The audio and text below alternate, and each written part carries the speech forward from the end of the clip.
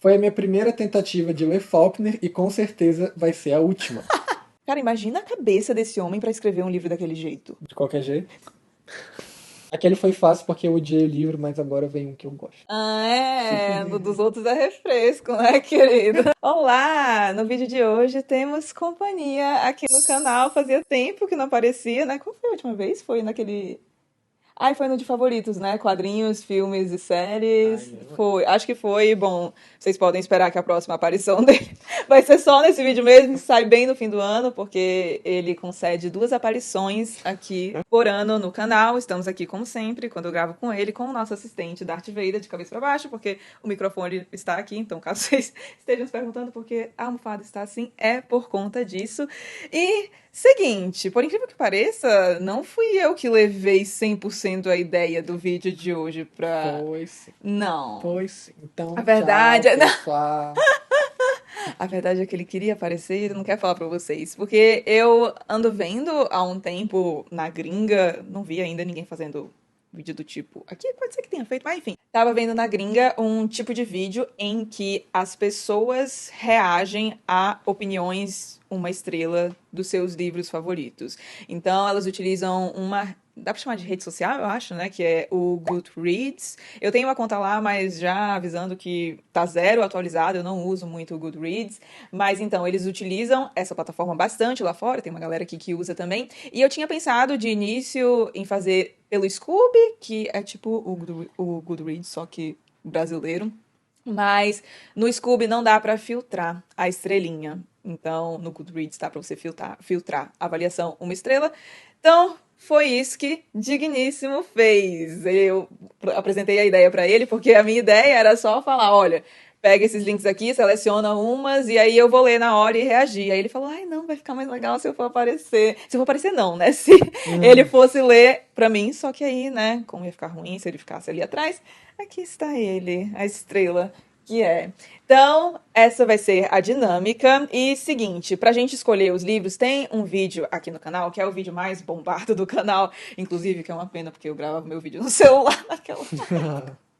Enfim, mas foi o vídeo que bombou, então é isso aí. Que é um vídeo em que eu elejo os meus 10 clássicos favoritos. Mas vocês me conhecem, né? Tem vários adendos lá, tipo, não tem literatura russa, porque eu fiz o vídeo à parte pra isso. Não tem literatura de língua alemã também, porque eu tinha que fazer um vídeo à parte pra isso. E aí eu lembrei, por causa deste vídeo que estamos gravando, que eu não gravei. Então estou devendo, galera, 5 me anos cobra. depois. Então, não, 3 anos depois. Foi o primeiro ano do canal.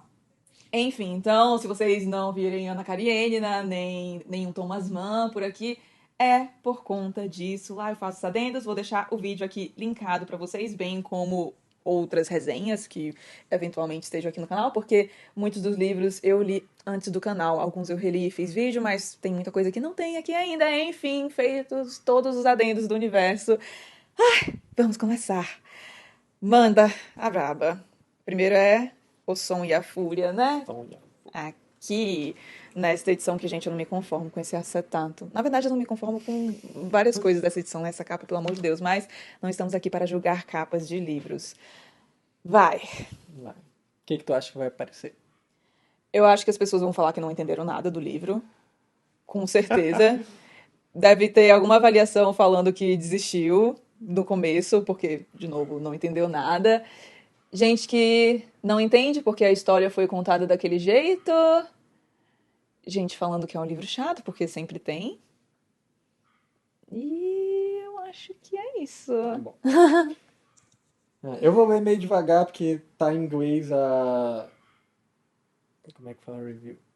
Ai, meu Deus, que nojento. A resenha. Eu vou ler um pouco devagar, porque a resenha tá em inglês, eu vou tentar traduzir aqui. Dependendo, eu faço a mágica da edição, aí fica... Tá bom. Primeira, Sonho e a Fúria. A gente tem que falar alguma coisa de quem é ou só eu? Não, eu vou colocar o print aqui na tela em algum lugar. Tá bom. Foi a minha primeira tentativa de ler Faulkner e com certeza vai ser a última. Não sei como esta pilha de pi conseguiu ser publicada, ainda mais virar um clássico.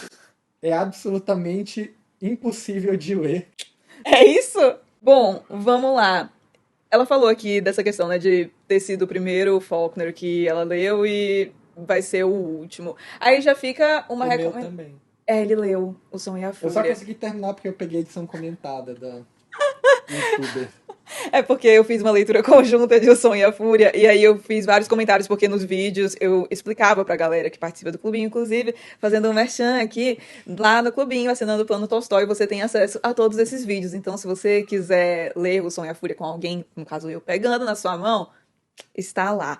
Pois bem, aí eu tinha que fazer os vídeos e eu fui anotando. E aí o lindo chegou e já tava lá tudo pronto pra ele. Mas voltando, ela disse que foi a primeira e última tentativa dela com o Faulkner. E eu já recomendei aqui no canal, inclusive nós temos vídeos sobre este livro, que se você conhece Faulkner, mas se você quer conhecer na verdade, tem curiosidade, mas tá com medo de ir direto pro Som e a Fúria, o que, assim, eu entendo.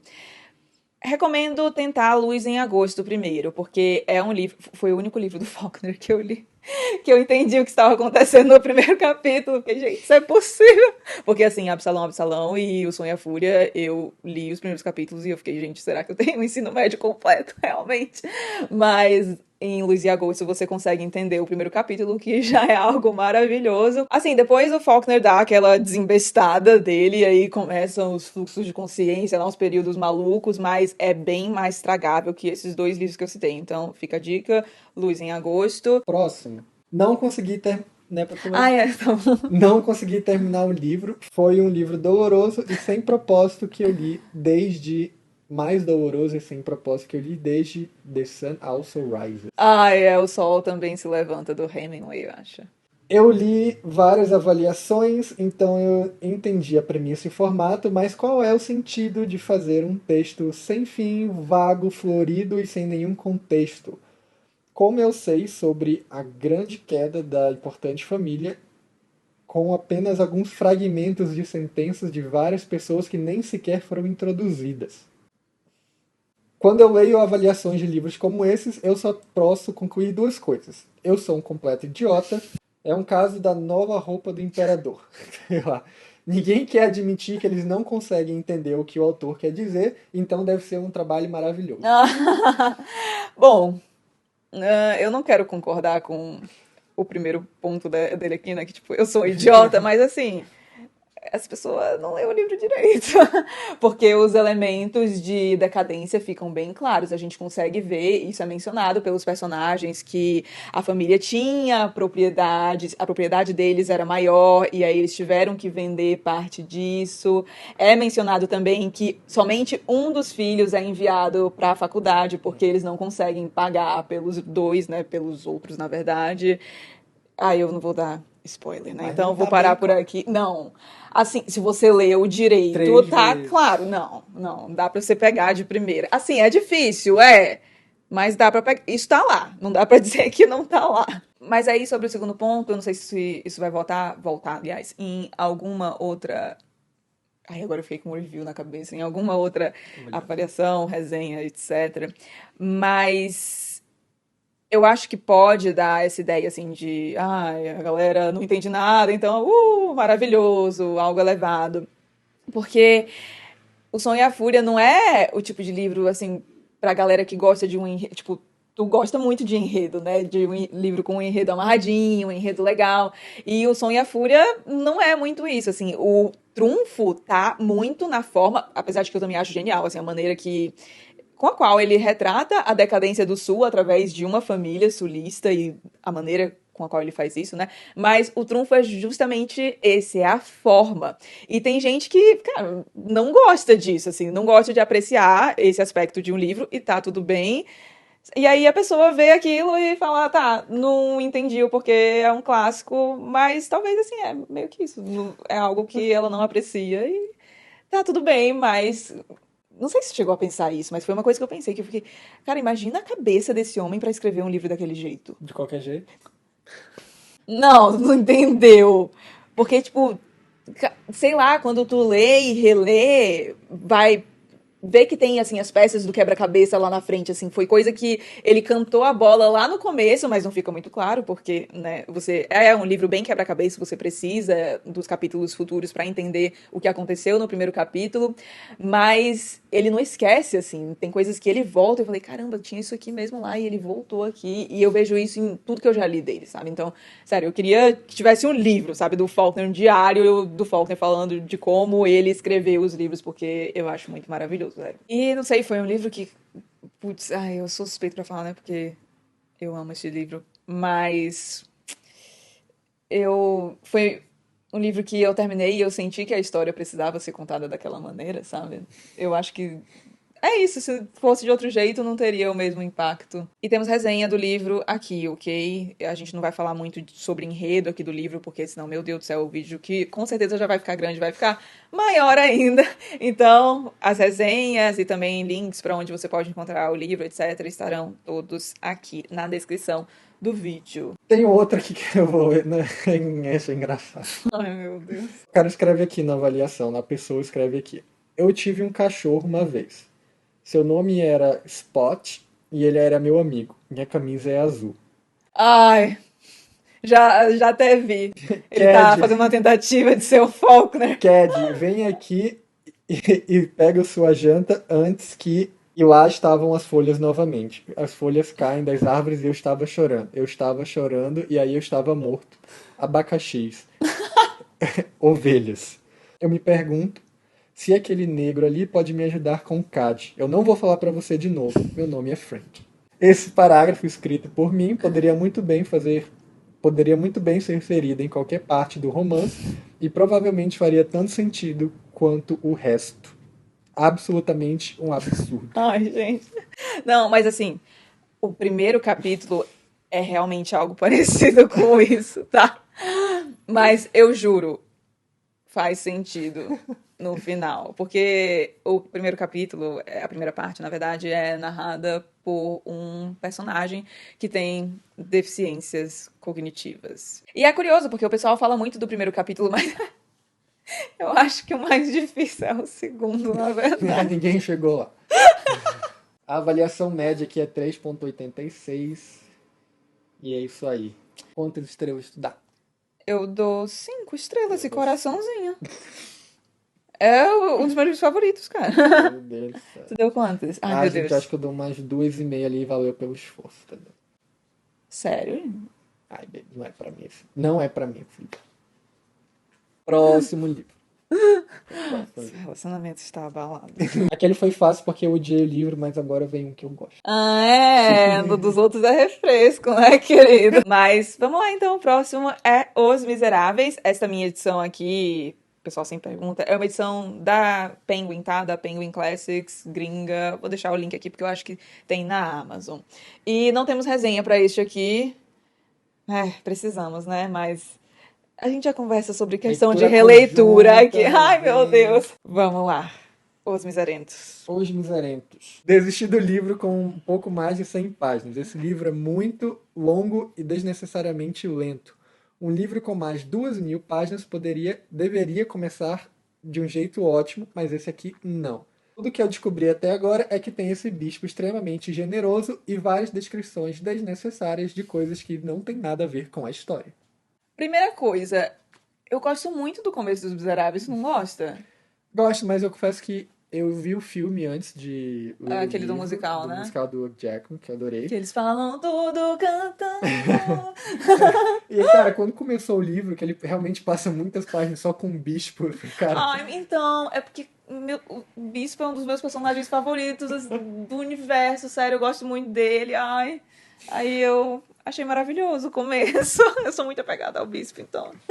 Mas assim, o André acabou de falar aqui, é porque foi no off, mas ele foi folhear o livro aqui, e a primeira parte se chama Fantine, né?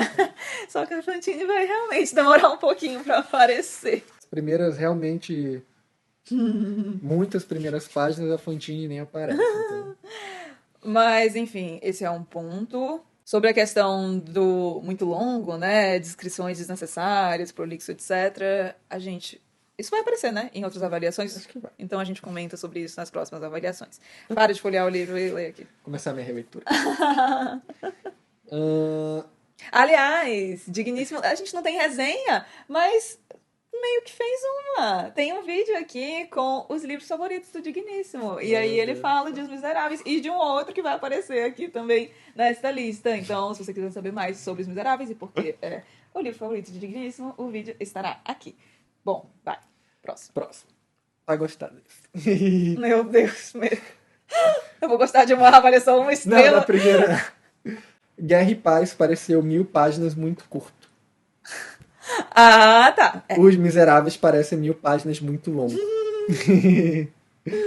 Vitor, a gente realmente precisa de 4 capítulos inteiros sobre os esgotos de Paris e a poesia e o lado poético de Excrementos. E a gente realmente deveria acreditar que, de todos os malandros, ladrões e assassinos e outras escórias andando por Paris, a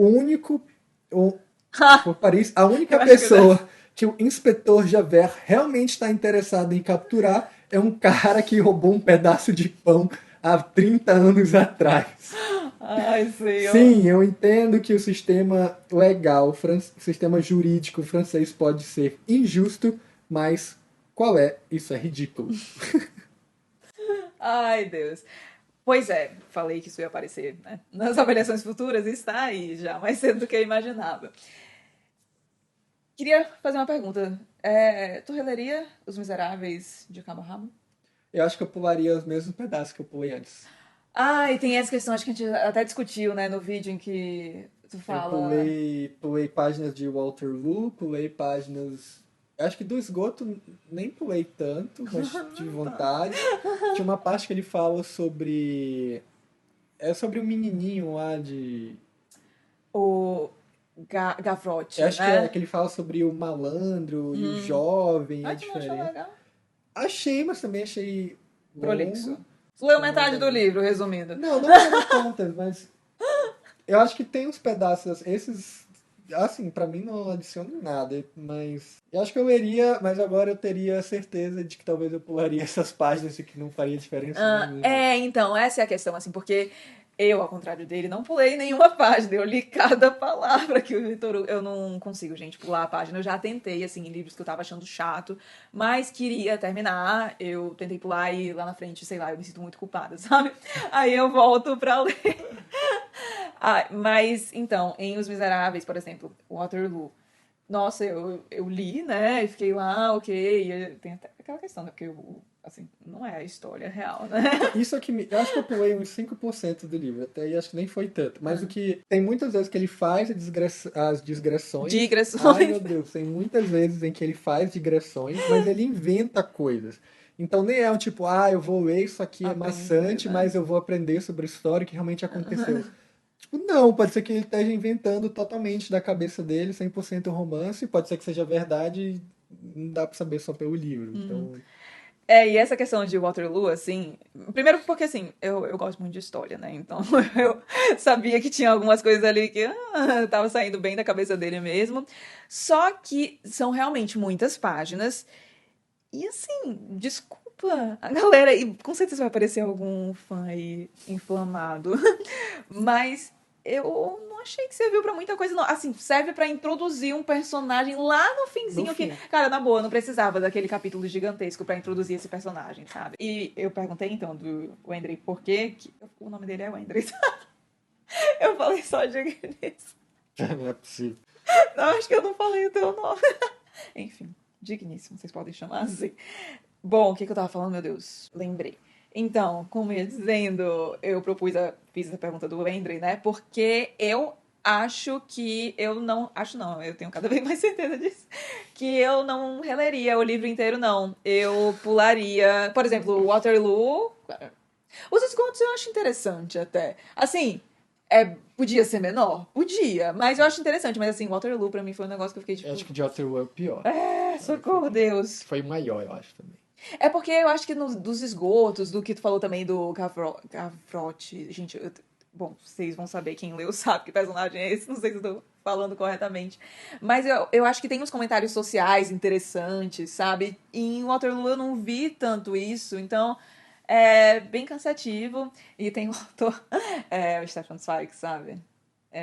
A freguesia aí do canal com certeza conhece, porque é um dos meus autores favoritos, mas na autobiografia dele, ele menciona sobre um projeto que ele tinha de fazer uma versão, tipo, resumida dos clássicos, sabe? Ó, os clássicos aqui, o que realmente importa. E aí ele fala que tiraria boa parte dos Miseráveis, Crime e Castigo também, eita, mexeu com o vespeiro, né? Os fãs de Dostoiévski. Então, é isso, assim, eu entendo o ponto dela. Os Miseráveis, eu tinha certeza que isso ia aparecer. Assim, certeza absoluta. Aqui tem um pedaço, não sei quão verídico é, mas alguém apresenta aqui uma carta que o editor do Hugo mandou para ele. Você escreveu um romance incrível de 800 páginas.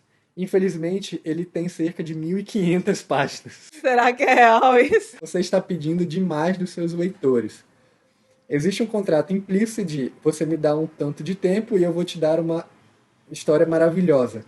E aqui está a parte frustrante. Você entrega a história maravilhosa, tem personagens magníficos, de novo, história interessante, ilustra o ponto social que você quer fazer. E aí ele dá aqui um exemplo de algumas, assim como a avaliação passada, de alguns pedaços onde ele é muito prolixo e tem muitas páginas em digressões. E aí no fim ele fala, resumindo, você entendeu? Eu acho que não. Você deveria cortar pelo menos um terço do que você escreveu, focar nos personagens e na história. Se você quiser produzir depois uma coleção com as partes que você tirou, aí é com você. A história que você escreveu pode mover milhões se você encurtá-la. Bom, moveu Acho que milhões não de encurtou. qualquer maneira, e eu acho que ele não encurtou mesmo, não, Porque né? se tiver encurtado, ainda deu tudo isso. Exatamente. Os Miseráveis está com avaliação de 4.20, melhor que o Som e a Fúria. Mas Esse qual é o bom. N também? O Esse N não amostra. é suficientemente grande. Esse é 5 estrelinhas, galera. Próximo, Morro dos Ventos Uivantes. Esse a gente vai tacar o pau também. Morro dos Ventos Uivantes. Aqui não temos resenha, porque eu li antes do canal. Preciso reler, porque eu gosto muito desse livro. O que vai aparecer no Morro dos Ventos Uivantes? Os personagens são horríveis, esse povo é tudo doido. E eu acho que são coisas do tipo. Não entendo porque as pessoas gostam desse livro. Enfim, as avaliações negativas clássicas também. Vamos lá. Eu nunca esperaria que esse livro fosse tão ruim quanto foi. A escolha narrativa de ter uma dona de casa explicar tudo para o inquilino 20 anos depois dos fatos terem acontecido matam totalmente o suspense e a intimidade. As camadas de perspectiva são irritantes e algumas vezes impossíveis de entender quem na verdade está contando a história. Eu não achei. Por fim, a pior coisa sobre esse livro é que os personagens são imaturos, insuportáveis, narcisistas, babacas com muito pouco autorrespeito. Não é uma grande história de amor e paixão, é uma história de abuso infantil perpetuando-se por gerações. Os personagens são ou abusados emocionalmente como crianças, ou no caso de Cat, mimada sem disciplina que não consegue se conter sem autorrespeito. Fiquei esperando por personagens que pudessem fazer valer o meu tempo, mas não achei trégua nenhuma entre os abusos do maluco do Radcliffe ou da idiotice de Kathy. Não tem nenhuma transformação ou crescimento, apenas personagens que são intragáveis para começar. Como esse livro se tornou um clássico, está além da minha imaginação. Bom, acho que essa avaliação tem tudo o que eu disse que ia ter, né? Personagens horríveis. Bom, o Morro dos Ventos Uivantes, acho que não é o tipo de livro para quem precisa se apegar a personagens, achar algum personagem maravilhoso, porque, gente, só tem pessoas horríveis, assim. A Nelly, eu acho que é a que mais se salva, que é a governanta. Mas, de resto, assim, é só o lixão mesmo do ser humano. E aí, tem uma coisa que, putz, eu acho que foi talvez Crepúsculo que influenciou isso. É porque esse livro foi vendido por um tempo como o livro favorito da Bella e do Edward. E aí, eu não sei, porque assim, eu li Crepúsculo, mas já na época eu achei muito ruim. Então, assim, eu li o livro, tipo, só pra dizer que li, sabe? Então, eu não sei se eles chegam a falar sobre isso no livro, assim, Crepúsculo, né, na série, sei lá. Mas eu lembro que tinha muito isso, assim, e aí esse livro teve um boom por conta disso. E aí não sei se foi vendido como uma história de amor, porque não é aquela história de amor tipo Edward e Bella, sabe? Esses são os nomes deles, né? Eu falei esses nomes, né? Nossa. Eu acho que. Enfim. O vampiro e a mulherzinha lá. Então, a história deles de amor é bem aquele romance previsível clássico, né? Ai, te amo, preciso de você, viver sem você, não sei o que, não sei o que lá. E Morro dos Ventos Vivantes, a gente tem um amor, mas assim, é um amor muito doentio. Então eu acho que a galera às vezes vai esperando uma história de amor, assim, dessas bem românticasinhas, e não é isso que você vai encontrar em O Morro dos Ventos Vivantes, que foi. Que tem na sinopse? Olha só, Então, aqui no blurb da quarta capa, a gente tem: caro leitor, você está prestes a adentrar o inferno. Mas não hesite, a viagem valerá a cada segundo. Pra mim é real. mas aí continua. Essa é uma história de amor e obsessão. Não, mas é de amor, E só de que é um amor. purgação, crueza e devastação. Tipo, porque assim, é uma história de amor, só que não é o amor saudável, sabe? É um amor doentio, o que não deixa de ser uma história de amor. Mas enfim, acho que a galera vai com essa ideia e aí vê e fala: meu Deus, o que é isso aqui? Eu vou queimar esse livro, sabe? Não consigo entender porque qualquer um pensa que é uma história de amor, é uma história horrível, que sai horrivelmente errada, e Radcliffe é um dos piores vilões da literatura. Percebe que eu falei vilão e não anti-herói. Radcliffe não é um anti-herói, ele é um sociopata. Ah, tem aqui, ó. Deixe-me apenas dizer isso. Eu agora compreendo completamente porque O Morro dos Ventos Vivantes está sendo divulgado como o livro preferido de Bella e E Edward, como deveria ser. ela falou da questão do anti-herói, né? Pois é. Eu acho o Heathcliff tipo, um dos melhores anti-heróis da literatura. Porque, ok, ele não é uma boa pessoa, só que eu acho que ele, assim, bate bem com a definição de anti-herói, que é aquele protagonista, né? Um personagem que tem bastante relevância, que tem características que normalmente são de vilões, só que, assim. Ai, como é que eu posso dizer isso sem parecer que eu simpatizo com o Heathcliff?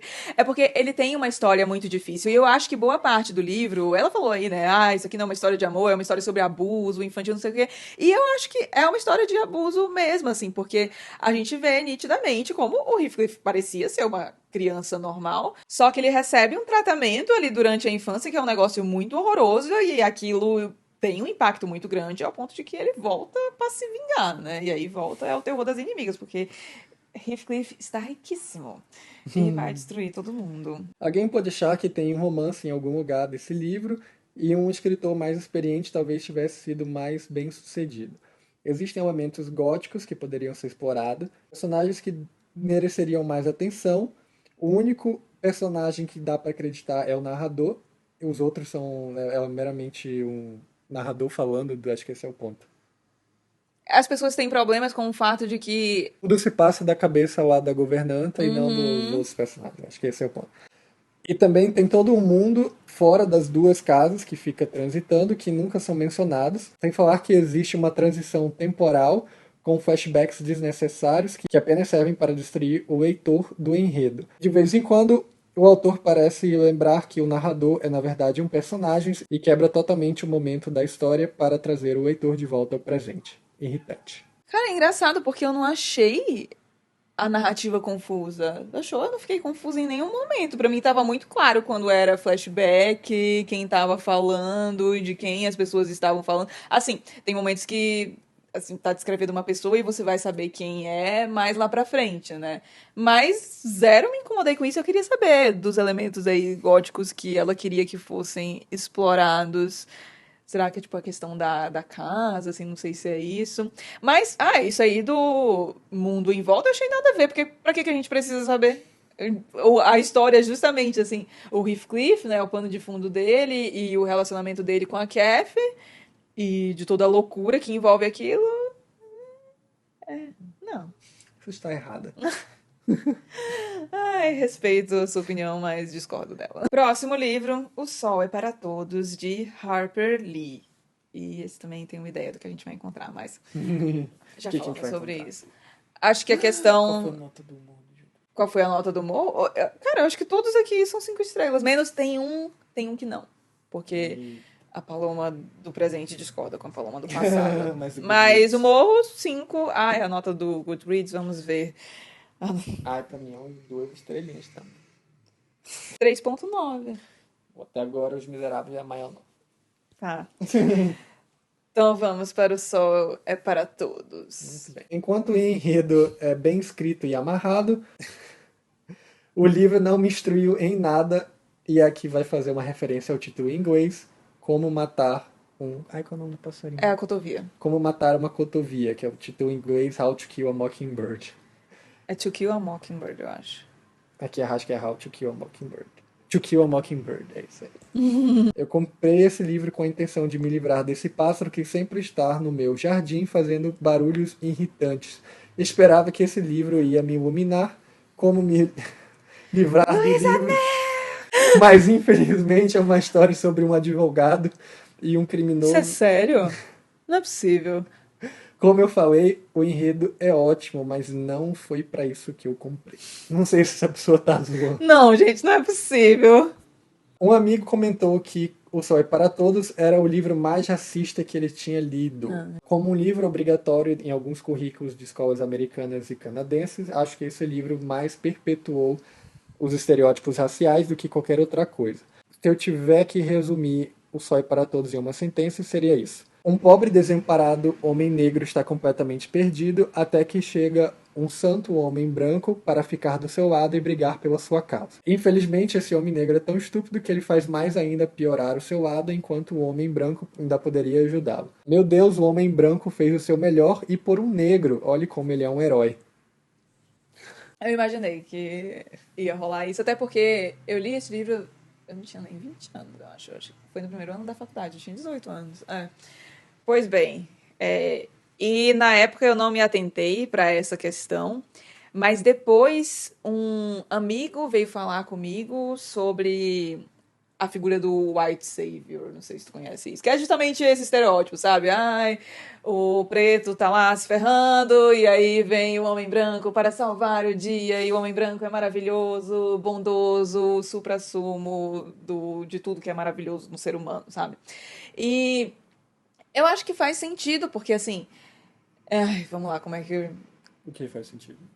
A crítica. Não, eu acho que a crítica tem fundamento, só que assim, de novo, eu acho que vale lembrar a época em que o livro foi escrito. E eu já vi gente falando, mas isso não é desculpa, o livro foi escrito em metade do século passado, né? Então a escravidão nem era mais institucionalizada. Mas, gente, desculpa, não precisa disso pra ter um racismo absurdo. E dia desse eu tava lendo a biografia do Truman Capote, por conta da leitura conjunta que a gente tá fazendo de A Sangue Frio. E lendo A Sangue Frio também, assim, foram livros escritos na mesma época de O Sol é para Todos. E é impressionante, assim, parece que a gente tá lendo um negócio, às vezes, no século XIII, sabe? Eu acho que é porque, óbvio, ainda tem muita coisa para evoluir, mas essa consciência em relação ao racismo, felizmente, deu uma boa andada. E aí, pra gente, é muito chocante ler como as pessoas se referiam a pessoas pretas, né? Então, o que é meu ponto aí? Eu acho que é um livro muito bom mesmo, porque eu acho que aborda muito bem essa questão da criança percebendo o racismo, sabe? Eu acho que, pelo menos, eu não conheço muitos livros que fazem isso. Então, se vocês conhecem, deixem comentários aqui, porque foi isso que me encantou, sabe? Porque o livro é narrado sob a perspectiva de uma criança e fica muito nítido que pra ela não faz sentido nenhum as pessoas julgarem o homem por conta da cor dele, porque ele é negro, né? Na sociedade sulista, Estados Unidos, apesar de não ter mais escravidão, era super segregada, enfim. E aí, o meu ponto é, eu acho que continua sendo um livro muito válido, principalmente pelo fato de que até eu cheguei a ler resenhas, assim, não tão da época, mas assim, próximo, e gente falando que, putz, foi o livro que me fez pensar sobre essas questões, sabe? Eu acho que é muito válido nesse sentido, só que eu acho que vale a pena pontuar isso, falar, olha, se fosse um livro escrito nos dias de hoje, acho que não deveria ser assim, podia mostrar mais da visão da população negra, né? Porque a gente só vê realmente o lado do branco, né? A menininha que narra o livro é filha do advogado que vai defender o homem negro. E assim, eu acho que por muito tempo, por mais que hoje pareça muito tosco, né? Talvez, tipo, roubar protagonismo, etc. A gente vê o White Savior lá, tipo, hoje não faz sentido essa figura. Mas por muito tempo ela existiu, né? É aqui o que fala, outra avaliação também, esse livro me irrita, foi escrito por uma mulher branca com uma perspectiva branca sobre personagens brancos para uma audiência branca. Esse livro dá, aí fala, conforto para a classe média branca, que especialmente nos anos de 1960 eles não precisavam e acho que nem mereciam. O foco da Harper Lee é puramente branco, ela foca nos personagens brancos que fazem as ações, que sofrem, que fazem sacrifícios, e que os personagens negros aqui são meros objetos. Tem poucas ações, pouco papel no livro, as coisas são passivos, né? As coisas acontecem com eles, eles são inofensivos, não conseguem se defender e estão lá simplesmente como esse, de novo, panorama pro o herói branco. Sim, entendo. Não, eu super entendo, assim, acho válido mesmo o ponto, mas eu acho que ainda assim o livro é efetivo nessa discussão do racismo. Eu acho que foi um livro muito importante também, assim, porque, ok, Harper Lee, foi uma mulher branca que escreveu sobre brancos e, de novo, falei aqui, né, que me incomodou não ter visto, né, a visão da população preta, etc. Mas eu acho que foi uma autora que ajudou ali a conscientizar uma certa parte da população através desse livro, sabe? Basicamente isso, assim, é um livro que eu continuo gostando muito, acho a leitura mais que válida, principalmente por essa questão, assim, da criança percebendo o racismo, que eu acho que, nossa, é de uma delicadeza, só que eu acho que realmente faltou a Harper Lee, assim, entrar mais na pele do negro em questão, né? Que realmente a gente não vê muito. A gente consegue, assim, se sentir mal por ele, porque a gente vê uma baita injustiça acontecendo ali, mas eu acho que faltou uma profundidade nesse sentido. Mas é um livro que eu pretendo reler, assim, e até porque, né, a minha consciência desde então, felizmente, evoluiu muito. Então eu queria ler, assim, para prestar mais atenção nesse aspecto, sabe? Porque foi algo que me chamou a atenção à época, mas, assim, muito pouco. Hoje eu acho que chamaria mais e eu acho que pode render uma discussão legal. Enfim, está na pilha de releituras que precisam acontecer. E Os Miseráveis foi desbancado. Sol é para Todos, 4,27 no Goodreads. Ai, mas esse acho que entre 3 e 4. 3 e 4? Quando eu li eu dei 5 estrelas. Eu gostei Já muito do procurei livro. o próximo da lista, o Conde de Monte Cristo. Vai Tá desbancar bom. o Sol é para Todos. Realmente, o Conde de Monte Cristo, 4,29 estrelas. Tô curiosa pra ver o que vão falar mal, talvez, porque o livro é muito Que vai... longo. Eu acho que vão falar das subtramas, que são muitas. E aí eu já tenho a minha crítica, como é que fala? Minha réplica já pronta. Mas acho que é isso, porque é um livro assim bem. Não tem a questão, por exemplo, de estrutura, de som e a fúria, né? É um livro bem focado na narrativa mesmo. Não Então, tem 500 digressões que nem o... curiosa, vamos ver. E o livro está aqui, atrás de Digníssimo. Esse boxzão preto, aí tu vai pegar? Digníssimo pegou aqui porque ele queria que o livro aparecesse. Ele fala mais sobre o livro no vídeo lá em que. Eu falo. No vídeo em que tu fala dos seus favoritos. Vale a pena ver, tá até engraçada a apresentação que ele faz desse livro. Mas, pois bem, essa aqui é a edição da Zahra. Como vocês talvez já devam ter percebido ou vão perceber, porque vai aparecer já já mais um. A gente costuma dar preferência às edições da Zahra. O Andrei gosta muito, eu gosto muito também. Acho os projetos gráficos lindos. Geralmente as edições são recheadas de comentários, notas de rodapé, introdução, fortuna crítica. Eu adoro essas coisas. O Andrei não é o maior fã. Mas, enfim, recomendo muito essa edição. E o livro, assim, ele já é bem grande. Mas ele parece ser maior aqui porque a folha dessa edição é bem grossinha. Então, só este adendo aqui. Mas, gente, sério, não se intimidem pelo tamanho, porque juro que a leitura passa voando. Então, vamos lá. Vamos lá. A escrita foi boa, o enredo foi interessante, entretanto me deixou com um gosto ruim na boca. O Conde de Monte Cristo é um vilão. Esse cara é completamente o mal. Ele se julga ser a mão de Deus e sai por aí executando a sua vingança fantasiosa entre seus amigos e familiares. Foi uma estranha leitura, obviamente, porque o Conde de Monte Cristo deveria ser o herói. Precisamos falar sobre a definição de herói, né? Mas, nossa, sério que se doeram por causa disso? Porque, assim, então, qual é a do Conde de Monte Cristo? O Conde de Monte Cristo em questão era um jovenzinho, né? Super humilde, bondoso, e aí o pessoal passa a perna nele, e aí ele acorda pra vida, só que assim, ele quer, não é que só ele acorda pra vida, ele quer se vingar daqueles que fizeram mal a ele. Ele é ariano. Satanás. E não acreditamos em signo, tá? Mas vem alguém aí e fala, ai meu Deus, não, mas achamos divertido. Então, pois é, ele sai pra se vingar da galera e assim, faria isso? Não. Mas eu acho divertidíssimo.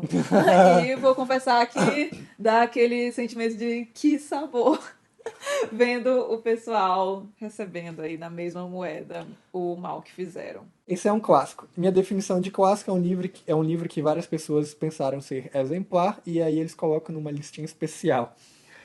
Eu não entendo por que esse livro está lá. É uma história de um homem que passa todo o resto da sua vida focado em vingança. A vingança é minha, disse o Senhor.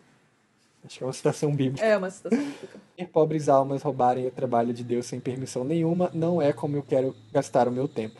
Mas é tarde demais para mim. Eu li esse livro. Mas eu fico incomodado, assim, por ser uma história de Acho vingança. que foi. Gente, como assim? Gente, é sério, eu acho isso maravilhoso. Eu não sou uma pessoa muito vingativa. Gosto das pessoas, dessa ideia do karma, gosto muito. Não sou eu que vou fazer o rolê acontecer, mas torço pro karma fazer o seu trabalho. Mas ler histórias de vingança, nossa, adoro. E é aquilo, assim, muitos criticavam, assim, o do Mar, inclusive, porque, assim, não é aquele livro, tipo, você lê, assim, tipo, vou falar dele, Tolstói, assim, que, nossa, você vê uma frase e fica, meu Deus, que escrita linda, deixa eu reler isso aqui, essa frase, porque como o cara consegue dizer as coisas desse jeito, sabe? É muito bonito. No do Mar não tem essa questão, assim, da escrita super sofisticada, mas eu não acho que isso deveria impedir o livro de ser um clássico, porque é uma baita de uma história e uma história que revela, né, muito do ser humano. Eu tenho certeza aí que muitos de vocês já tiveram desejos de vingança, somos humanos, né? Afinal de contas, aqui é ok que é levado ao extremo. Mas, né? E não à toa foi uma história que inspirou muita coisa, né? Eu lembro até hoje, eu não sei se eu comentei lá naquele vídeo, que eu tava. Quando eu li O Conde de Monte Cristo, foi bem engraçado essa coincidência, inclusive. Eu li enquanto eu estava doente, então assim, eu ficava deitada no sofá o dia inteiro. Tava de férias, enfim, e tava na casa de uma tia minha. E aí, essa minha tia assiste a novelas, né, da Globo. E aí, cara, tava passando uma novela enquanto eu tava lendo, ela tava assistindo, né? E eu fiquei, gente, não é possível. É o Conde de Monte Cristo aqui. E eu não lembro o nome da novela, mas depois eu fui pesquisar, até porque eu fiquei, não é possível. Eu até falei, tia, olá, você gosta dessa novela? Então, este livro aqui, a base, certeza, porque era isso, sabe? A pessoa lá que é injustiçada, depois volta poderosíssima e pra se vingar de todo mundo. Sério, era igualzinho. Eu vou deixar o nome da novela aqui em algum lugar. É isso, o Conde de Monte Cristo. Acho que eles foram mais variados. Ninguém pegou um único ponto. Tem essa história de vingança que ficou meio engraçada. A galera achou bad vibes. Esperava encontrar um mocinho e não foi isso que aconteceu, né? Mas, melhor ainda. 5 estrelinhas do livro dela. Eu dou 5 estrelas também, amo demais esse livro, meu Deus. Próximo é O Corcunda de Notre Dame, nota 4.01. Gente, Vitor Hugo arrasando. E a gente tem essa edição aqui. É muito lindinha, né? Clássico. Que é do selo Clássicos Zahar, gente. Como vocês podem... Acho que vocês conseguem ver, né? Aqui, ó. Não só aqui, mas na prateleira de baixo também, porque tem as edições de bolso, que eu tenho algumas. E só deixando um adendo agora, que acho importante falar... A gente vai colocar só um trechinho da avaliação aqui, tipo, de print pra vocês, tá? A gente, no caso, eu, né, que vou editar o vídeo.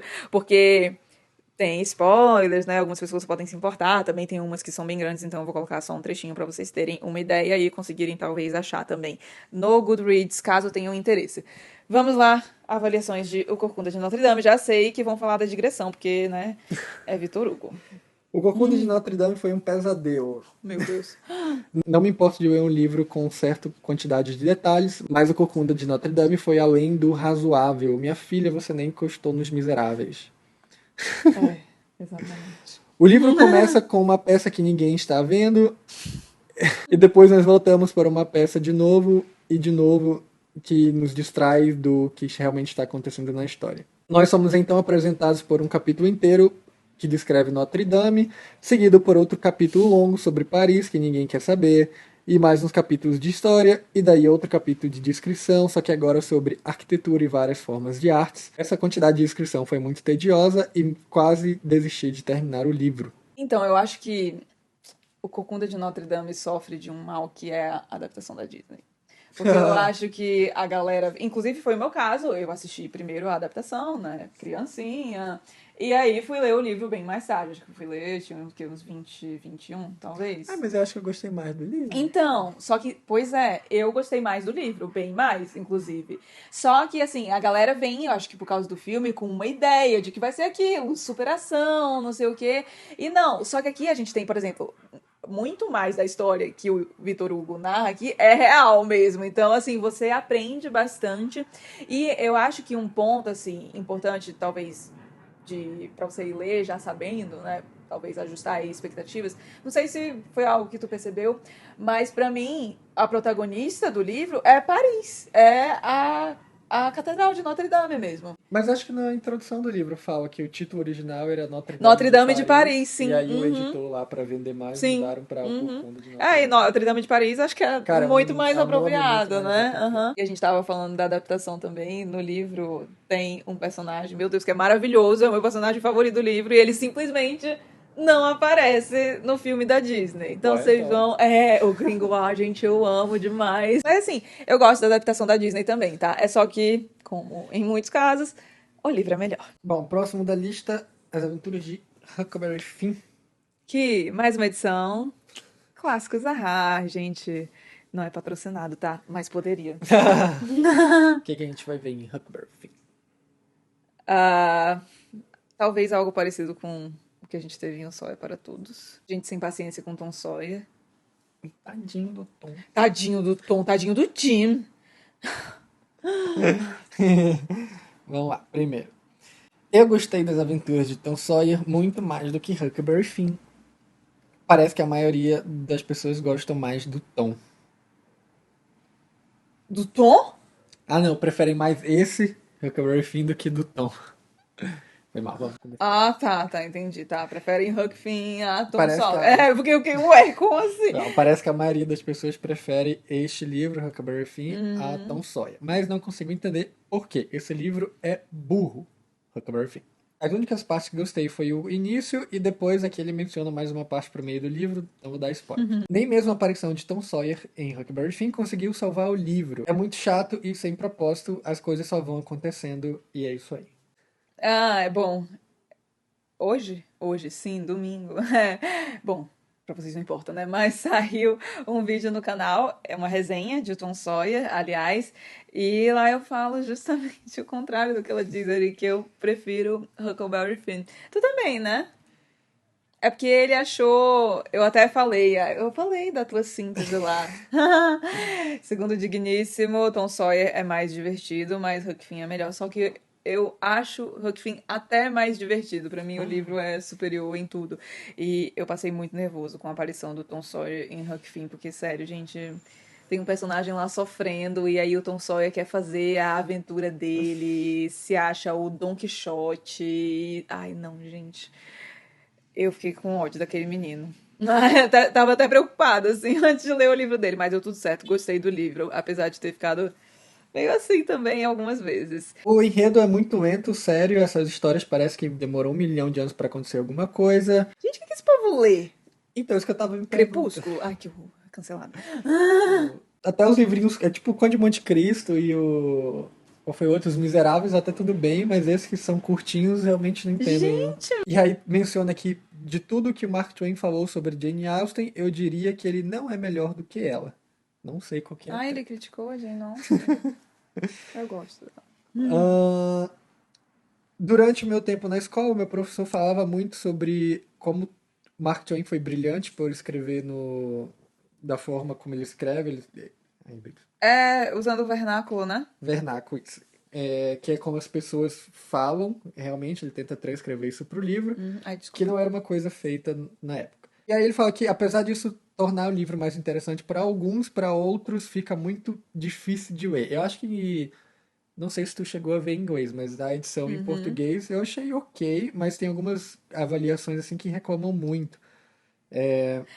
Eu ia, porque então, eu li Huckleberry Finn primeiro. Cronologicamente é melhor ler Tom Sawyer antes, porque os acontecimentos de Huck Finn, como eu falo no vídeo, que foi publicado hoje, o link tá aqui na descrição do vídeo, os acontecimentos de Tom Sawyer são anteriores aos de As Aventuras de Huckleberry Finn.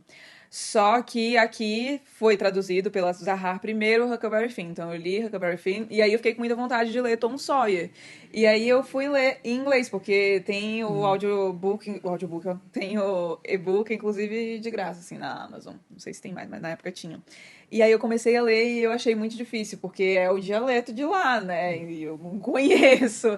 Então eu acabei falando, vou esperar traduzir mesmo. O trabalho de tradução eu achei bem legal mesmo, mas em inglês eu acho que deve ser um livro um pouco mais complicado de ler. Próximo fala, é um dos piores livros que eu já li. Eu acredito que esse livro, devido à sua linguagem moral e história, contribui em nada para o mundo literário. A imaturidade da linguagem, de novo, e lingo, que eu acho que é gíria, não sei, Sim, confundiram e fizeram um livro terrível. O escravo Jim tem um típico linguagem de escravo, que eu acho que também piora um pouco mais linguajar. o linguajar, Escravo. que piora um pouco mais para eles e deixa a história impossível de ler. E aí fala que a história é muito infantil entre Huck e Tom, parece que ele está lendo um livro infantil. Não recomendo o livro, embora provavelmente seja necessário também em algumas escolas nos Estados Unidos.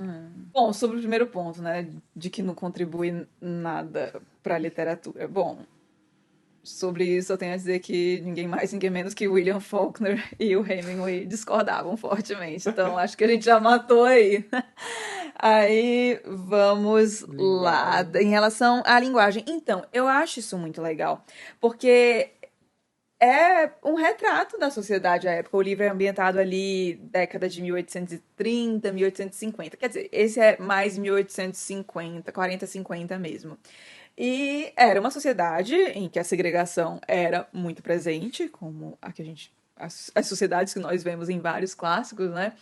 E eu acho legal ver isso, sabe? Como o linguajar era diferente em relação às classes.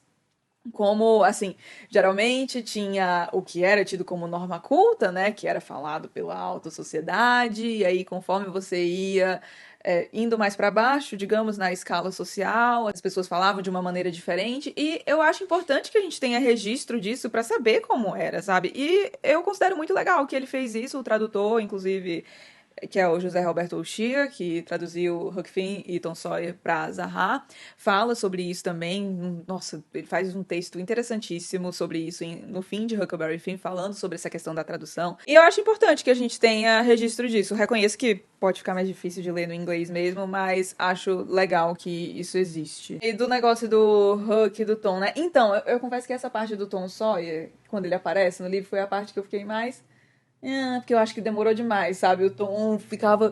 Ai, quando você achava que o negócio lá ia acabar, ele arrumava mais uma estripulia e eu ficava, ai meu Deus, sofrendo pelo pobre do Jim e também querendo que aquilo acabasse, porque o Tom já estava exagerando demais.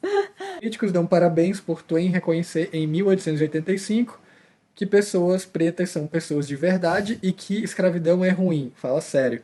Todo mundo que lutou Todo mundo que lutou na Guerra Civil nos Estados Unidos, do lado do norte, descobriu isso muito antes da data de publicação Nossa, do Huckleberry ingênuo, Finn. hein? Bem ingênuo.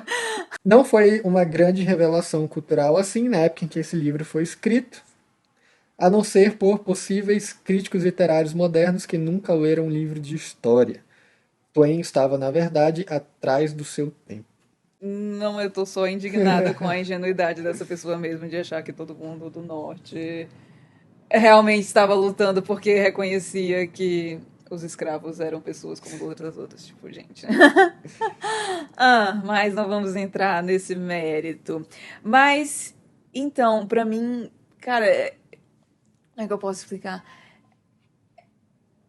Eu acho que é muita falta de reconhecimento de como essa questão da segregação é forte, sabe? E isso tem nos dias de hoje, claro que hoje, né, é muito mais denunciado do que antes, mas é isso. Eu leio escritos do meio do século passado, nem vou colocar meio, sei lá, vamos colocar uns 50 anos atrás, e eu fico indignada de ver como as pessoas falavam de pessoas pretas. Então, se esse discurso, às vezes, de escravos não, né? Porque hoje em dia, pelo amor de Deus, mas essa questão do racismo, assim, se hoje esse debate se revela muito necessário, imagine naquela época. E eu acho que, de novo, por ter a questão da criança, né? Eu acho que o Twain fez um baita serviço à literatura e à sociedade como um todo. Tem um texto, inclusive, ótimo, da Toni Morrison, autora de Amada, O Olho Mais Azul, enfim, livros maravilhosos, e que ela fala sobre essa questão, assim, que muitas vezes o pessoal tem um incômodo com relação a Huckleberry Finn, justamente porque tem a tal da N-word lá, né, que é algo muito pejorativo por lá, etc. Mas que o livro tem um valor histórico e social muito significativo. Então, sei lá, eu acho essas críticas, assim, bem descabidas. Bom, pelo que Digníssimo está mostrando aqui, as críticas são mais nesse sentido mesmo, assim, de gente que não achou o livro tão engraçado, gente que se incomoda por essa questão de ele retratar o racismo, a escravidão, e aí ser congratulado pelo modo com que ele faz isso. O livro, não sei, que hoje é tipo bem aclamado por retratar esse tipo de coisa.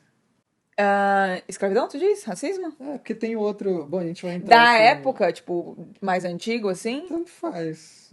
É porque hoje, por exemplo, essa questão do racismo, eu gosto muito do Olho Mais Azul, da Toni Morrison. Acho muito bom. E assim, é uma autora preta, sabe? Então ela tem, né, a vivência pra falar daquilo. Falam muito também de A Cabana do Pai Tomás, mas esse não li ainda. E eu queria muito ler a narrativa de Frederick Douglass, eu acho que é isso, que é um homem que escreve ensaios. E Huckleberry Finn, 3,83. Dumas segue Segue campeão. Já vê o rei. próximo aí, Ai, 1984. esse é o que a Paloma do presente discorda da Paloma do passado. Então, eu coloquei na minha lista de clássicos favoritos e hoje em dia não estaria mais nela, porque eu reli esse livro há pouco tempo. E 4,19 estrelas. Quase, hein? Ai, olha só, concorda comigo. A Fazenda Animal, né, ou a Revolução dos Bichos, Animal Melhor. Farm, é avaliado com uma nota mais alta. E eu prefiro a Revolução dos Bichos a 1984. Vamos lá, 1984, O então. que, que vai ter aqui? Putz, não sei. É porque eu não sei se as pessoas vão criticar as mesmas coisas que eu critico. Então comenta aí, que aí, senão eu vou dar os spoilers. Esse livro é um clássico, geralmente eu gosto de clássico, mas dessa vez não. Odiei 1984. E odiei com paixão. Ok. Porque é bom algumas razões. Primeiro, não gostei do herói. Ele é chatão, realmente. Não gostei do herói por praticamente o livro inteiro. Não consegui torcer pra ele. E porque Gente, eu, sério, eu preciso dizer, eu tenho muita preguiça disso. Ai, desculpa se você é assim, mas assim, o pessoal que avalia o livro mal porque precisa ter um personagem pra torcer, tipo, ai, gente, não. Vamos, continua. Além disso, não gostei de várias decisões que Orwell fez como escritor, como incluir vários longos capítulos do livro que o herói deveria estar lendo e fez a gente ler-os também. Não gostei desse livro e não gostaria que tivesse sido dado na minha aula de inglês.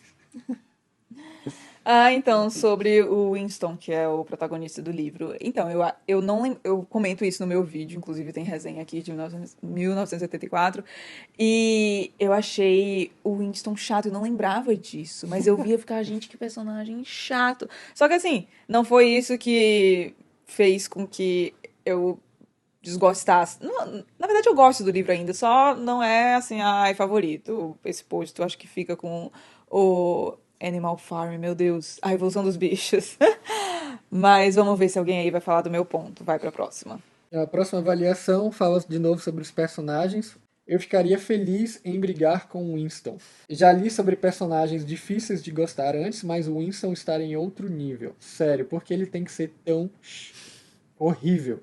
Ele constantemente sexualiza a mulher que ele ama em diferentes formas. Não, ele, na verdade, odeia mulheres. Ele passa uma boa parte do tempo falando sobre coisas estranhas e assustadoras e eu odeio ele. O relacionamento que o Winston tem no livro com uma mulher é realmente muito estranho. É bem zoado. E, assim, me incomodou, mas eu acho que o que me incomodou mesmo foi, sei lá, acho que os personagens são muito planos, muito pouco desenvolvidos. Alguém chega a falar sobre isso aí? Porque, assim, eu sei que o objetivo da distopia, eu até falo sobre isso na minha resenha, não é geralmente, né, construir os personagens, desenvolvê-los, não. Geralmente é fazer um alerta em relação a alguma situação, muitas vezes fazendo sátira para isso, né, etc. Só que, de todas as distopias que eu li, principalmente quando a gente fala da Santíssima Trindade das distopias, né? Então, 1984, Fahrenheit 451 e Admirável Mundo Novo. 1984 é em que a gente mais acompanha os personagens de perto, sabe? Mais conhece os personagens, passa tempo com eles, até porque o livro é maior do que os outros dois, né? E aí eu achei um desperdício o Orwell não desenvolver os personagens tão bem, assim. Porque o Winston é realmente chato, mas o que me incomodou não é o fato de que ele é chato, é porque eu achei um personagem que poderia ter sido mais desenvolvido, o interesse amoroso Uhum. dele também, enfim. É, que ele fala também da Júlia. Ah, outro personagem da Júlia é o único personagem feminino que fala mais de uma linha. Seu papel é raso e fraco e existe puramente, tipo, ela tá ali pelo Winston, sabe? Uhum, Não tem uma personalidade também, não uhum. faz nada, ela é chata também, É. sabe? Dava pra entrar numa discussão sobre isso, mas aí teria que ter os famigerados spoilers, então. Ler 1984 é como se tivesse alguém gritando coisas pra você que você concorda, entende e apoia serem verdades, como totalitarismo é ruim, guerra não é a resposta, não devemos nos deixar levar por promessas falsas. Mas depois de um tempo você fica com dor de cabeça e tudo que você quer é que elas parem de gritar com você e você só continua dizendo sim, eu concordo, tendo o que você está dizendo, me sinto da mesma forma, mas você pode calar a boca. Se a pessoa gritando com você falasse as mesmas coisas de uma forma mais interessante e não gritasse, talvez fosse mais efetivo. Mas eles fortemente acreditam nessas coisas e acreditam que é seu dever ficar avisando os outros do desastre iminente. Eu não concordo, não, com isso. Assim, é porque tem essa questão de que eu acho que 1984 foi muito inovadora. É uma obra, né, muito inovadora em alguns sentidos. E aí é meio que aquela coisa, por exemplo, eu gosto de usar esse exemplo, o médico e o monstro, sabe? Que hoje em dia muita gente vai ler e aí chega no livro e fica, putz, é isso, mas é porque isso já foi tão usado, sabe? Que aí você vai na fonte e fica, eu já vi isso tantas vezes, só que assim, começou lá, sabe? Eu acho meio triste esse tipo de situação. E assim, ela fala, fica gritando coisas que vocês sabem ser verdade. Pois é, mas as pessoas continuam tendo que ouvir esse tipo de coisa, né? Para ter um trecho aqui sobre a linguagem. Tem. Aqui é Newspeak, ou Nova Fala, por exemplo, é insustentável como um programa social. É obviamente concebível que o Estado fosse tentar dominar o povo forçando um vocabulário restrito e limitado por mais ou menos uma década. Depois ele fala que as pessoas continuariam a inventar palavras, recombinar termos, de forma que a linguagem voltaria a se reinventar e voltaria a ser rica de outras formas. Eu acho que isso não cabe dentro da realidade que o autor propõe. Ele fala que a linguagem se desenvolveria mais rápido que a polícia conseguiria freá-la. Eu discordo. É que ali era um ambiente de muito, muito, muito. Né? Então sabe que era um ambiente de muito controle. E esse controle muitas vezes passava até pela questão do pensamento, e isso se dá por conta da língua. É isso que eu acho tão genial, por mais que seja algo utilizado para o mal, né? Genial na ideia do Estado totalitário que a gente tem em 1984, porque eles pegam pela língua, ou seja, pegam pelo imaginário. Limita o imaginário, sabe? Por exemplo, você não tem mais gradações, tipo, isso aqui é bom, isso aqui é excelente, isso aqui é fantástico. Por exemplo, você toma um sorvete. Você pode falar, achei o sorvete bom. Você pode falar, putz, achei o sorvete sensacional. Ambas as palavras, bom e sensacional, exprimem algo positivo, certo? Só que a gradação é diferente. E em 1984 não existe bom, sensacional, fenomenal, incrível. Existe bom e desbom. Você vai minando o imaginário das pessoas, sabe? Então eu não. assim, da realidade, assim, conforme se apresentava no livro, eu não vejo esse tipo de coisa acontecendo, não. Se você quiser saber mais sobre essa discussão da linguagem, eu falo exaustivamente sobre isso na minha resenha de 1984, cujo link estará aqui. E agora vamos para outro livro, é isso? O Nome da Rosa. Ai, eu amo demais. Reli este livro neste ano, inclusive. Tem resenha aqui. Foi leitura conjunta do Cubinho maravilhoso, inclusive. The Name of the Rose. 4.13, arrasou! E o livro está aqui. Esta é a minha edição. Sai pela editora Record, capa dura. Gosto muito dela. O Nome da Rosa é terrivelmente pretensioso, pedante e verborrágico. E fede também. Sobre o pretexto de um mistério medieval, Humberto Eco escreve sobre ideias filosóficas e não apresenta todas elas de forma acurada para impressionar o leitor de como esperto e inteligente ele é. Caracterizações, momentos de verdades humanas e realidades, e mais importante, acessibilidade para o leitor, são ideias claramente repulsivas para Sr. Eco. Eu posso resumir o livro, que se passa num monastério no norte da Itália em 1327, como: monges têm visões loucas, muitos deles e suas visões não adiantam em nada para a ideia do enredo. Ai, nossa! Ah, não, gente. Humberto Eco sabia latim, e ele quer que você tenha certeza que ele sabia latim. Humberto Eco é, na verdade, uma péssima versão de Dan Brown. Sim, uma péssima versão de Dan Brown. Não, gente, pera. Não. O que é isso? Sabe quem é o Dan Brown? Código da Vinci? É. Acho que eu vi isso em algum outro lugar. Gente, não. Nossa senhora. Perdi até a vontade de comentar. Bom, sobre as ideias filosóficas que ele supostamente não apresenta com acurácia, não me sinto muito confortável para comentar sobre isso, porque, né, não estudei filosofia nem nada do tipo. Mas, gente, essa coisa das visões que os monges têm, e muitas vezes nem são visões, assim, são coisas, elementos em que eles reparam, assim, por exemplo, ilustrações. Ai, como é que fala? Tipo esculturas, sabe? Que tem nas igrejas, pinturas, etc. E aí eles começam a viajar um pouco naquilo. Só que isso foi das coisas que mais me chamou a atenção na releitura. Porque elas dizem muita coisa sobre o enredo. Tem muita relação ali, muito simbolismo. E eu não tive essa impressão, assim, do Humberto Eco querer colocar, tipo, ai, como eu sou erudito, sabe? O cara não precisa disso, todo mundo sabia que era um polímata. E tem a questão da acessibilidade, né? Então, o Humberto Eco fala sobre isso, porque o começo do livro é um pouco mais truncado mesmo. Só que ele trata esse início como se fosse uma penitência, assim, você tem que passar por isso para conseguir aproveitar o resto da história. E o quê? Mas qual o sentido? É meio que tipo, talvez um. Ai, talvez foi um pouco estranho falar Se você não disso. conseguir passar daqui, você não merece ler meu livro. É meio que isso, sabe? Tipo, se você não aguenta isso aqui, você não vai conseguir ler o resto. E eu acho que não é nem, tipo, demérito, tipo, se você não conseguiu isso aqui, você é burro. Eu acho que é só, assim.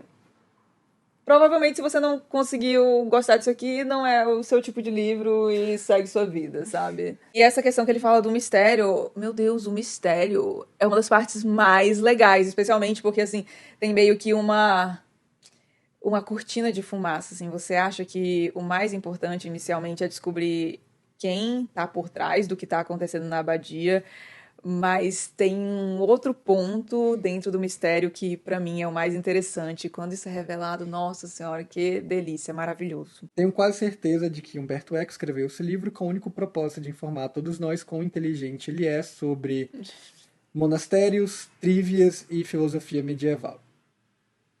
Gente, nossa, assim, muita gente participou da leitura conjunta que eu promovi. Ninguém falou disso. Ele muito sabiamente escolhe interromper suas várias digressões a pobreza, heresia, tempo, ou como Jesus riu, Aristóteles, arquitetura, etc., com um enredo de mistério amador. Gente, como assim? Rede de Mistério Amador? Cara, o que vocês estão lendo? Eu preciso ler isso aí. Não é Dan Brown, né? Dan Brown. Não é isso. Então, talvez aí o problema também seja em relação ao marketing do livro, digamos, porque muitos vêm, até pela questão do filme, né? Talvez pelo mistério, que o filme é focado nisso, né? E o livro não é só o mistério. O mistério tem um papel muito central, mas ele aborda umas discussões filosóficas muito interessantes. E aí, realmente, se você tá ali pelo mistério, bom, você vai se interessar por metade do livro. A maioria das pessoas que consegue chegar ao fim já descobriu o culpado e, dado todo o cenário e apresentação da última parte, personagens e ambientação presente já sabem o que vai acontecer na cena final. É um plot twist fantástico? Não. Então, galera, é relativamente fácil saber quem é o culpado mesmo, mas de novo é porque o ponto central, assim, não é a questão do mistério. Apesar de que muita gente demora, assim, pra conseguir descobrir quem é o culpado. Geralmente ficam entre ali dois, três personagens. Só que, putz, pra mim o que mais importa não é a pessoa, é o porquê ela tava fazendo aquilo e o que ela tava escondendo, sabe? Tipo, isso é, nossa senhora. Mas aí, vamos parar por aqui. E próximo livro. Mas leiam O Nome da Rosa. Quanto que tinha? O Conde de Monte Cristo? Acho que era 4,29. Temos o campeão. Não! E o vento levou 4,30. 4,3, né? Estrelas. É isso aí. Vou E dar 5 estrelinhas no. vai ficar fazendo os bots para É, aumentar. Esta é a minha edição. Cuidado com a edição que vocês vão comprar, porque é mais fácil achar a edição de bolso. E, gente, olha o tamanho deste livro, né? Ler em edição de bolso. Complicado. Margaret Mitchell era racista e, em 1936, 70 anos depois da Guerra Civil Americana, ela escreveu um romance de 1000 páginas como Carta de Amor para o Racismo. Se você gosta de ouvir que escravidão era incrível, pessoas negras são inferiores a brancas e que pessoas negras gostavam de serem escravas, você achou o seu épico. Se isso parece desagradável, você não vai gostar de E o Vento Levou. Então, tô me sentindo, tipo, o Disco disco quebrado, repetindo a mesma coisa, mas, de novo, a gente tá falando de clássicos, né? Geralmente livros escritos ali século XVIII, XIX, em que a sociedade era zoada mesmo. E, de novo, aqui em O Vento Levou, a gente tem mais um livro que é ambientado nesse período. Então, eu acho que não dá pra ela. E ainda mais que a gente tem a guerra de secessão na visão, né, predominantemente do sul dos Estados Unidos. E isso foi algo que, assim, eu achei interessante porque a gente geralmente, inclusive na escola, né, a gente vê a visão do norte, né, como as coisas foram para eles. Eu nunca tinha lido, eu acho, sobre como as coisas foram para o sul. E O Vento Levou, a gente tem um pouco disso. A família da autora tinha relação com a guerra, acho que parte da família dela lutou na guerra, algo assim. Tem um vídeo aqui em que eu elenco 5 motivos pelos quais você deveria ler E o Vento Levou, e lá eu explico direitinho essa questão. Mas então, não dá pra você escrever um livro que é ambientado nesse período sem falar sobre esse tipo de coisa, assim, falar, ai, gente, os escravos, isso aqui tá tudo errado, porque pra eles não era errado. E, de novo, eu acho importante a gente ter conhecimento desse tipo de coisa. É desconfortável, eu me senti muito desconfortável lendo o livro em diversos momentos, mas o que a mulher fez ali é muito louvável, de verdade, assim, questão de construção. Inclusive, eu acho que vai ter aí certeza alguém falando de como a Scarlett é insuportável, porque realmente Scarlett é chata, só que é aquilo, assim, é uma personagem muito bem construída e mesmo o livro sendo protagonizado por uma menina mimada, chatérrima, que faz muito mal para os outros, ainda assim você fica grudado até o fim, porque é isso, o livro é muito bom. A razão pelo qual não consegui passar das páginas 50 a 100 na minha primeira leitura era porque Scarlett era uma miserável vadia do mal e eu odiava ela. Nenhum dos outros personagens era particularmente cativante, nenhum daqueles personagens realmente tem ou expressa as complexidades ou debates, dilemas morais que envolvem ter vivido e lutado durante a guerra. Scarlett era um humano miserável e não me importa que ela fez o que fez para sobreviver como uma mulher. Isso não é uma desculpa para fazer o que ela fez ou tratar as pessoas da forma como ela tratou. Então, mas eu acho que, pois é, a autora não tá querendo justificar as ações da Scarlett, sabe? Falando, ela fez isso e agora ela fez isso, tudo está apagado. Não! A Scarlett tem um certo amadurecimento, assim, uma redenção em alguns sentidos, mas é isso, em alguns sentidos. E, assim, não invalida todas as coisas ruins que ela fez antes desse período chegar.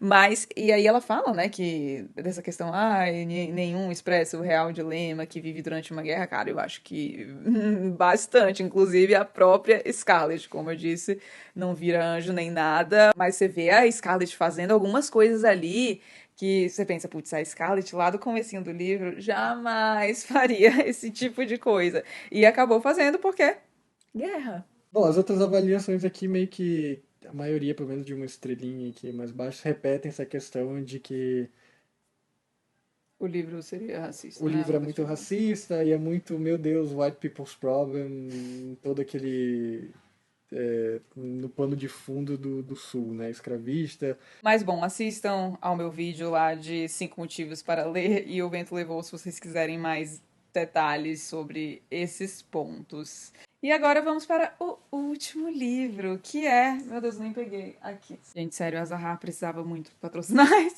este vídeo, porque mais uma edição Clássicos Zahar, David Copperfield, de Charles Dickens. E eu não tinha visto os outros comentários, né, do Digníssimo, os que o Digníssimo escolheu. Aliás, pra ficar uma coisa, né? Eu não vim aqui com as minhas réplicas prontas, só que David Copperfield, ele não leu. E ele tem vontade de ler, porque os outros aqui acho que não tem vontade de ler, né? Porque muitos da lista ele já leu e os que ele não leu, por exemplo, E o Vento Levou, ele não quer ler, porque ele viu, assistiu ao filme e achou um saco.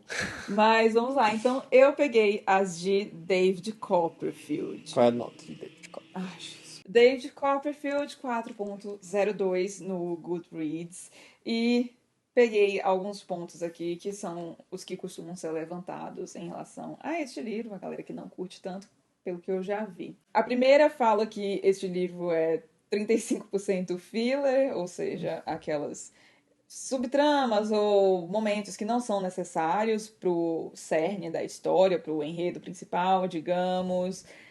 Fala também da teatralidade, isso é algo bem característico do Dickens, mas isso não me incomoda. E ela fala também de 30% de manipulação emocional, que a quantidade de lágrimas poderiam encher um oceano. E, bom, tem algumas cenas realmente assim que você vê que foram construídas para a gente ficar emocionado, mas eu não vejo um problema. E nossa, é legal que a pessoa fala depois, eu gostei do resto, e ela dá uma estrela, mesmo assim. Excelente. E ela até pergunta, ele era pago por palavra? Gente, essa galera da época ali, século XVIII, século XIX, muitos deles ganhavam por página, por palavra. Era aquela coisa também de o livro ser publicado em partes. Então, as revistas até... Os livros eram publicados em revistas, muitas vezes, jornais. Folhetins, né? Eles até incentivavam que os livros fossem grandes, porque quando era uma história de sucesso, né? Vendia mais. Então o pessoal continuava comprando para acompanhar essa história. Então geralmente a gente tem umas subtramas mesmo do Conde de Monte Cristo, a gente tem isso, Os Miseráveis também. Mas eu acho maravilhoso. Eu não tenho problema com livros enormes e com subtramas que estão vinculadas à trama principal, não são necessárias, mas são bem vinculadas. E eu acho que é o que a gente tem em David Copperfield. Outra avaliação aqui diz que a escrita é excepcional. O narrador faz um trabalho fantástico. Gente, esse pessoal precisa aprender a ponderar. Porque ela começa elogiando e aí ela dá uma estrela pro livro no fim. Mas, enfim, ela diz aqui, contudo, há muito abuso físico, mental e emocional nos primeiros capítulos deste livro. Eu não acho que esses padrões deviam ser perpetuados e repetidos. Ah, gente, ela nem terminou o livro, olha isso. 6% do livro. Gente do céu, como pode? Bom, mas desistiu aparentemente por causa dessa questão do abuso. E sim, o David Copperfield sofre pra caramba. Mas, gente, essa foi a história do próprio Dickens. Esse é o livro mais autobiográfico dele. Inclusive, David Copperfield, D.C. Charles Dickens, C.D. As iniciais, né? Isso não é coincidência. É o livro mais autobiográfico do Dickens. A infância dele foi terrível e isso, em boa parte, é utilizado como base para este livro aqui. Então, assim, são coisas da realidade, mas é isso, se você não gosta de romances com esse tipo de assunto, realmente, aí você não vai gostar tanto de David Copperfield. Outra avaliação aqui fala que desistiu no meio do livro e falou da questão dos muitos personagens. Nossa, moça, você não pode ler Guerra e Paz, então em Guerra e Paz tem mais. Muitos não importam. Tem alguns personagens secundários mesmo, tipo família, sabe? De alguns personagens que aparecem. Mas assim, não me incomodo com esse tipo de coisa aparecendo, não. E aí fala também das descrições, que tem muitas descrições, que muitas vezes não importam. Gente, então, eu gosto de ler sobre descrições. Ah, eu sou a pessoa que foi ler Senhor dos Anéis com medo, porque o pessoal falava que era muito descritivo. E eu cheguei lá e fiquei, ué, isso aqui é algo muito descritivo, porque eu achei super tranquilo. Muita gente, no geral, fala só que achou o livro chato. Tem avaliações aqui falando de coincidências. E, gente, Dickens é isso aí. Tem umas... Não só Dickens, aliás, né? Muitos livros também ali da Era Vitoriana. Tem umas conexões muito malucas, sabe? Nível, tipo, o menino... Não é exatamente isso, tá? Mas eu vou só citar um exemplo aqui. É tipo, o menino é órfão, mas na verdade o pai está vivo. E aí depois ele encontra o cara que ajuda ele, e aí esse cara é o pai, sabe? Acontecem umas coisas muito malucas, assim, improváveis, eu diria. Coincidência nível Vitor Hugo, Alexandre Dumas, assim. O Vitor Hugo é o mestre nisso também. Tem umas coincidências que você fica lá, gente, não é possível. Mas então, essas coincidências acontecem, e gente, eu só abstraio, assim, pra mim, essa questão das coincidências, assim, das coisas meio caricatas no Dickens são levadas ao máximo, a um nível absurdo, em Grandes Esperanças. Tanto que eu não gosto de Grandes Esperanças, mas, David Copperfield, gente, eu acho que maravilhoso demais. Inclusive, doida pra que Digníssimo leia, tá na listinha de leitura pra este ano, né? Mas se for no ritmo de Moby Dick, Mas se né? for melhor que Moby Dick, sai rapidinho. Huck Finn, ó. Huck Finn não. Tom Sawyer. Tom Sawyer é menor também. Não, mas eu acho que vai gostar. Tem alguns pontos aqui de David Copperfield, um ponto específico que eu acho que ele vai ficar, meu Deus do céu, quando é que isso vai acabar? Mas, no geral, eu acho que ele vai gostar. E, amo demais este livro. Eu morro de saudade. Foi um livro que eu fechei e eu fiquei, meu Deus, saudade. Apegada ao David Copperfield. E, meu Deus! Gente, eu vou ter que fazer um milagre na edição deste vídeo, porque ficou enorme. Obrigada, lindo, por ter participado. Agora somente no fim do ano, né? Bom, espero que vocês tenham gostado do vídeo. Lembrando que há links aqui na descrição para resenhas, vídeos em que eu menciono os livros com mais profundidade, etc. Porque realmente não dá para fazer tudo aqui, né? Porque o vídeo já ficou enorme sem eu fazer isso. Então, imagine se eu ficasse fazendo sinopse, avaliação geral, etc. Mas acho que deu para fazer um bom trabalho, né? Na medida do possível. Se tiverem mais sugestões aí de vídeos, inclusive para gravar com o Digníssimo, Não. fiquem à vontade para deixar aqui nos comentários. Se quiserem fazer algum comentário também sobre os livros que foram apresentados, fiquem à vontade. E se você gostou do vídeo, Não se esqueça de deixar. não se esqueça. Não se esqueça de deixar um like e se inscrever no canal, caso não seja inscrito ainda. Até o próximo vídeo. Tem um grande beijo. Tchau. Até mais.